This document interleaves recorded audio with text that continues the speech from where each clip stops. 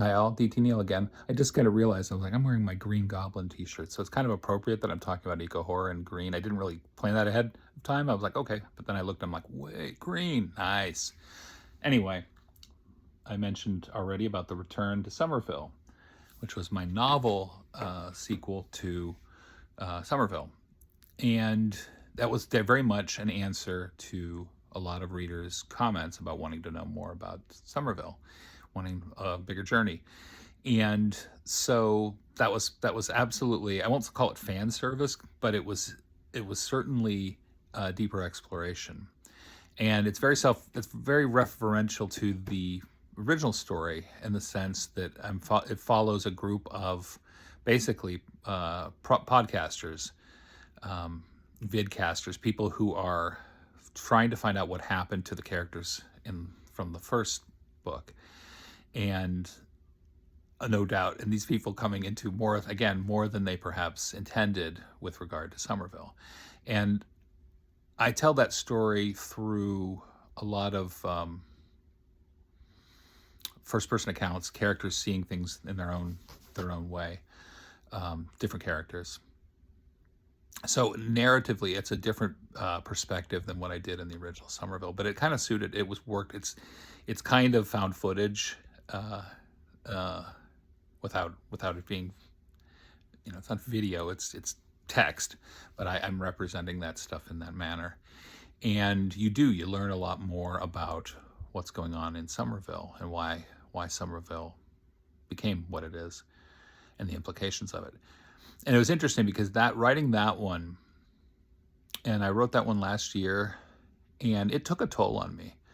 There's a darkness in that story that it's funny because the other three, because two of them were sea monster stories and the other one was kind of I won't say it was tongue in cheek, but it was certainly a plant horror story. They are so off into their places that they didn't, the seeds that spawned them, no pun intended, were motivating for me, but they are so wrapped in surreality that it's like we're not worried about being eaten by killer plants anytime soon, or sea monsters per se.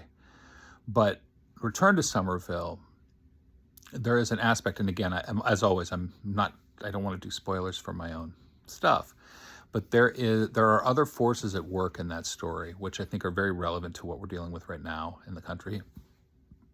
Return to Somerville, one more look.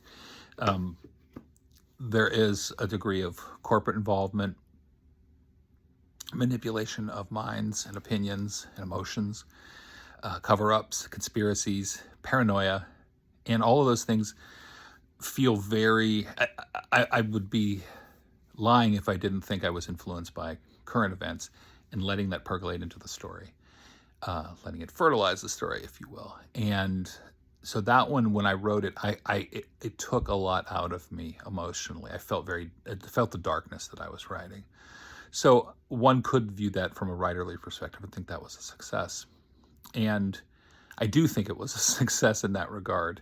But it did take a bite out of me working on that one. And in fact, and I'll talk about this perhaps in another clip, but part of me, I've written a lot of horror stories over the years, but I do multi-genre. I do other things as well. And I will admit that sometimes when I'm working on horror, it takes an emotional toll on me, because you're basically putting characters into a meat grinder. And while, of course, from a literary perspective, any character should be dealing with challenges, there is part of the horror, in my opinion, of horror is the consumption of the characters by the forces that are beyond their comprehension. That's where the horror comes from, that you don't realize just how much danger you're in until it's kind of too late.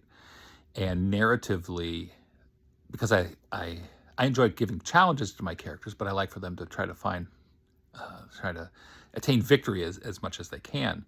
And in Return to Somerville, there's a bleakness and a darkness to it that I think lends to the horror of that story and offers a good conclusion, at least to that aspect of the story.